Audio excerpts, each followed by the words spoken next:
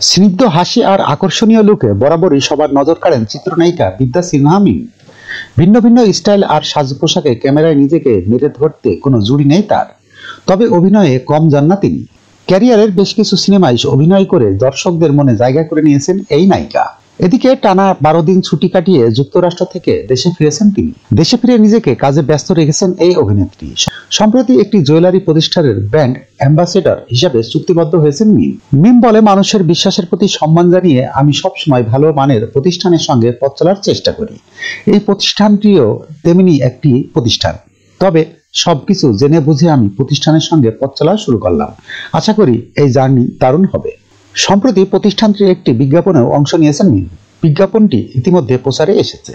প্রসঙ্গত, বিদ্যা সিনহা মিম অভিনীত সর্বশেষ মুক্তিপ্রাপ্ত সিনেমা অন্তর্জাল।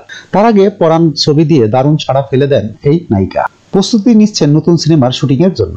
তবে নতুন সিনেমার বিষয়ে আপাতত মুখ খুলতে নারাজ তিনি। শীঘ্রই অফিসিয়ালি নতুন কাজের ঘোষণা আসবে নায়িকার পক্ষ থেকে।